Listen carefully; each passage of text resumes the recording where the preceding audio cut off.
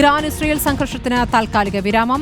ഇസ്രയേലും ഇറാനും വെടിനിർത്തൽ പ്രാബല്യത്തിലെന്ന് അറിയിച്ചിരിക്കുകയാണ്. അടുത്ത 6 മണിക്കൂർ നിർണായകമാണ്. വിനീത വേണു വിവരങ്ങളുമായി വാർഡസ്കിൽ നിന്ന്. വിനീത, ഇപ്പോൾ പശ്ചിമേഷ്യ സമാധാനത്തിലേക്കെന്ന് ഉറപ്പിക്കാനായോ? ഇറാൻ മാത്രമാണ് ആദ്യം പ്രതികരിച്ചിരുന്നത്. ഇപ്പോൾ ഇസ്രയേലും വെടിനിർത്തലിൽ പ്രതികരണം നടത്തിക്കഴിഞ്ഞോ? സ്മൃതി, ഏറ്റവും പുതിയ അപ്ഡേറ്റ് എന്ന് പറയുന്നത് ഇസ്രായേൽ പ്രധാനമന്ത്രി ബെഞ്ചമിൻ നെതന്യാഹു തന്നെ ഈ വെടിനിർത്തൽ അംഗീകരിക്കുന്നു എന്ന പ്രസ്താവന ഇറക്കിയിരിക്കുകയാണ്. ട്രംപിന്റെ തീരുമാനം അംഗീകരിക്കുന്നു എന്നാണ് പറയുന്നത്. അതായത് വെടിനിർത്തലിലേക്ക് ഇസ്രായേലും പോകുന്നു എന്നത് തന്നെയാണ് നമ്മൾ മനസ്സിലാക്കുന്നത്. പക്ഷേ ഇത് സംബന്ധിച്ച വിശദമായ ഒരു പ്രസ്താവന പിന്നീട് നടത്താം എന്നാണ് ബെഞ്ചമിൻ നെതന്യാഹു പറഞ്ഞത്. അമേരിക്കൻ പ്രസിഡന്റ് ഡൊണാൾഡ് ട്രംപ് തന്നെ ബെഞ്ചമിൻ നെതന്യാഹുമായി ഫോണിൽ സംസാരിച്ച ശേഷമാണ് ഇത്തരത്തിൽ വെടിനിർത്തലിലേക്ക് പോയിരിക്കുന്നതെന്നാണ്. ആദ്യഘട്ടത്തിൽ ഇറാൻ വെടിനിർത്തൽ നടത്തും. 6 മണിക്കൂറിന് ശേഷം ഇസ്രായേലും വെടിനിർത്തലിലേക്ക് എത്തും എന്നാണ് ട്രംപ് അറിയിച്ചിരുന്നത്. ഇറാൻ ഇപ്പോഴിതാ പ്രാബല്യത്തിൽ വന്നിരിക്കുന്നു, വെടിനിർത്തൽ എന്ന് പറയുകയാണ്. ട്രംപ് ഇക്കാര്യം സ്ഥിരീകരിക്കുകയും ചെയ്യുന്നു. അതായത് താൽക്കാലികമായൊരു വിരാമം ഉണ്ടാകുന്നു അവിടെ എന്നുള്ളതാണ്. ഇനി ഇറാന്റെയും ഇസ്രായേലിന്റെയും തുടർ നീക്കങ്ങൾ അനുസരിച്ചിരിക്കും ഈ വെടിനിർത്തലിന്റെ ബാക്കി കാര്യങ്ങൾ എന്നതാണ്. ഇസ്രായേൽ വെടിനിർത്തൽ അംഗീകരിക്കുന്നു എന്ന് പറയുമ്പോൾ ആക്രമണങ്ങൾ ഇനി ഉണ്ടാവില്ല എന്ന് പ്രതീക്ഷിക്കുകയാണ്. ആക്രമണം ഉണ്ടായാൽ തിരിച്ചടിക്കുമെന്ന് ഇറാൻ വെല്ലുവിളിക്കുകയും ചെയ്യുന്നു. പക്ഷേ ഏറ്റവും പ്രധാനപ്പെട്ട കാര്യം, ഈ വെടിനിർത്തലിന് തൊട്ടു മുൻപുള്ള മണിക്കൂറിൽ ഇസ്രായേലിൽ വലിയ ആക്രമണമാണ് ഇറാൻ അഴിച്ചുവിട്ടത്. നിരവധി മിസൈലുകൾ അവിടെ വർഷിച്ചു. മിസൈൽ വർഷം എന്ന് തന്നെ നമുക്ക് പറയണം. അത്രയധികം മിസൈലുകൾ, 4 സെറ്റ് മിസൈലുകൾ ഉപയോഗിച്ചു എന്നാണ് ഇസ്രായേൽ പ്രതിരോധ സേന തന്നെ സ്ഥിരീകരിക്കുന്നത്. ബർഷബെ അടക്കമുള്ള നഗരങ്ങളിൽ വലിയ ആക്രമണം ഉണ്ടായി. 4 പേർ കൊല്ലപ്പെട്ടതായി സ്ഥിരീകരിക്കുന്നു.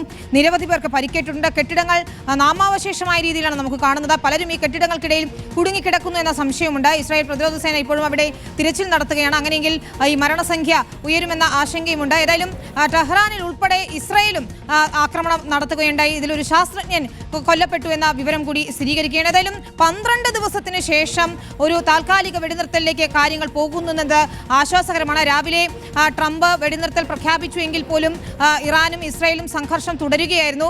ആ ഘട്ടത്തിൽ നമുക്ക് തോന്നി ട്രംപിന്റെ പ്രസ്താവന പാളിപ്പോയോ, അല്ലെങ്കിൽ ട്രംപിന്റെ നിർദ്ദേശം പാളിപ്പോയോ എന്നുള്ളതാണ്. പക്ഷേ കൃത്യമായി തന്നെ ഇറാൻ വെടിനിർത്തുന്നു ആദ്യം. ഇസ്രായേലും ഇപ്പോൾ അത് അംഗീകരിക്കുന്ന നിലയിലേക്ക് കാര്യങ്ങൾ എത്തുകയാണ്. ഇതിൽ നിർണായകമായ ഇടപെടൽ ഉണ്ടായത് ഖത്തറിന്റെ ഭാഗത്തു നിന്നാണ്. ഖത്തർ പ്രധാനമന്ത്രി തന്നെ ഈ വിഷയത്തിൽ നേരിട്ട് ഇടപെടുകയും ഇറാന് മേൽ സമ്മർദ്ദം ചെലുത്തുകയും ചെയ്തു. ഇസ്രായേലിന് മേൽ അമേരിക്കയും സമ്മർദ്ദം ചെലുത്തിയതോടെ ഇപ്പോൾ ഈ വെടിനിർത്തൽ സാധ്യമാകുന്നത്. മാത്രമല്ല, ഇരു രാജ്യങ്ങളും ഇങ്ങോട്ട് ആവശ്യപ്പെട്ടു എന്ന ട്രംപ് അവകാശവാദം ഉയർത്തുകയും ഇപ്പോൾ ട്രംപിന് നന്ദി അറിയിക്കുകയും ചെയ്തിരിക്കുന്നു അല്ലേ നെതന്യാഹു? സ്മൃതി, ഒരിക്കൽ കൂടി ചോദ്യം ആവർത്തിക്കാം. ട്രംപിന് നന്ദി അറിയിക്കുകയും ചെയ്തിരിക്കുന്നു അല്ലേ നെതന്യാഹു? ഇപ്പോൾ അതാണ്, വെടിനിർത്തൽ പ്രാബല്യത്തിൽ വന്നതിന് പിന്നാലെയാണ് നെതന്യാഹു ഈ ട്രംപിനോട് നന്ദി പറയുന്നതായി അറിയിക്കുന്നത്. മാത്രമല്ല, ഇതിൽ അമേരിക്ക കൃത്യമായി ഇസ്രായേലിന് പിന്തുണയുമായി ഈ സംഘർഷത്തിൽ എത്തിയ കാര്യവും ശ്രദ്ധേയമാണ്. ട്രംപ് ഇന്നിപ്പോൾ വെടിനിർത്തൽ കരാർ പ്രഖ്യാപിക്കുന്നതിനിടയിലും പറഞ്ഞത് അത് തന്നെയാണ്. ഏറ്റവും നിർണായകമായത് ഈ ആണവ കേന്ദ്രങ്ങൾ, 3 ആണവ കേന്ദ്രങ്ങൾ, നദാൻസ്, ഫോർദോ, ഇസ്ഫഹാൻ, ഈ 3 ആണവ കേന്ദ്രങ്ങളിൽ അമേരിക്ക നടത്തിയ ആക്രമണം, അതാണ് ഇറാന് വലിയ തിരിച്ചടിയായത്. ഇതിനൊടുവിലാണ് ഇറാൻ വെടിനിർത്തലിന് വഴങ്ങിയത് എന്ന് തന്നെയാണ് ട്രംപ് പറഞ്ഞു വെക്കുന്നത്.